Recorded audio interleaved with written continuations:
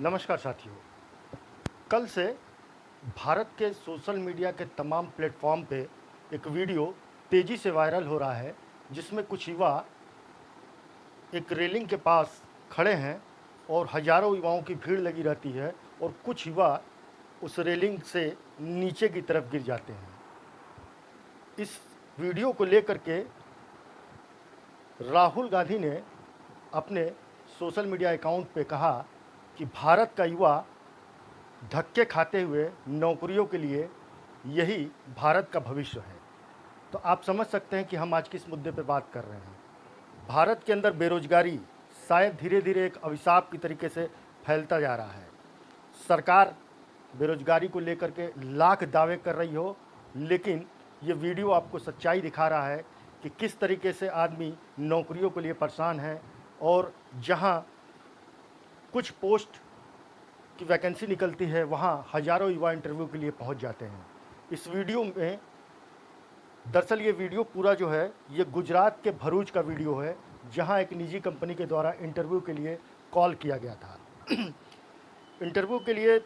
जो seat vacant थी वहाँ पे बताया जा रहा है कि केवल 10 सीट थी और 10 सीट के लिए करीब जो है 2000 से ज़्यादा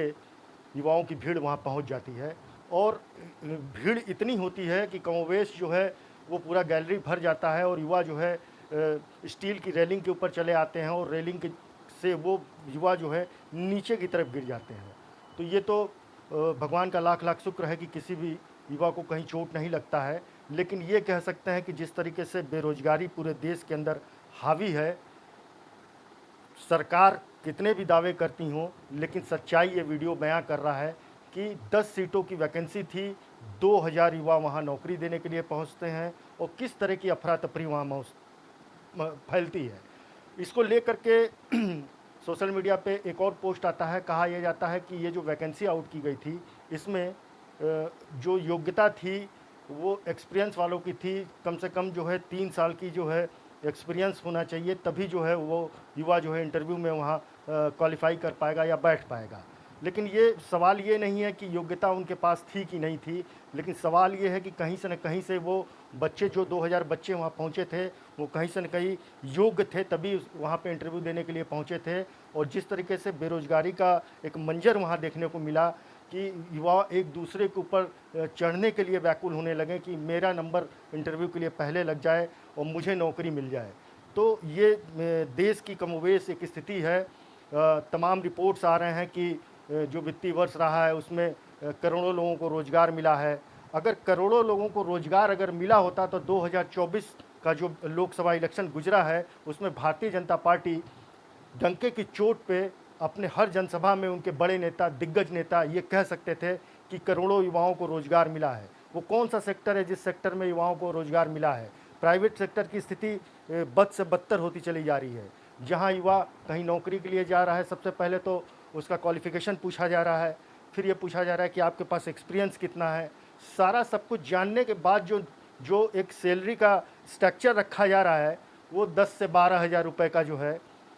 कम से कम में कह सकते हैं कि जो इस समय का जो दौर चल रहा है प्राइवेट सेक्टर का, 10 से 12 हज़ार रुपये युवा के लिए रखा जा रहा है कि आपको 10 से 12 हज़ार रुपये दिया जाएगा। तो इतनी महंगाई में वो युवा क्या नौकरी करेगा, क्या अपने परिवार को देखेगा, क्या भविष्य को लेकर के सोचेगा? तो सरकार के लिए एक चिंता का विषय है। बेरोजगारी का ये वीडियो जो वायरल हो रहा है उसमें ये कहा जा रहा है कि ये सारे युवा बेरोजगार हैं, लेकिन शायद सत्यता इसमें यह है जो दूसरे सोशल मीडिया अकाउंट पे जो देखा गया, जो रिपोर्ट्स आ रहे हैं उसमें ये कहा जा रहा है कि नहीं, वो युवा जो हैं ऑलरेडी पहले कहीं जॉब कर रहे हैं, नौकरी कर रहे हैं और अच्छी नौकरी की तलाश में आए हैं। तो आप समझ सकते हैं कि वो युवा नौकरी कर रहा है और 2000 से करीब ज़्यादा युवा जो है अपने इंटरव्यू के लिए वहाँ पहुँच जाते हैं। यानी उनकी सैलरी, उनकी सुविधाएं वैसी नहीं होंगी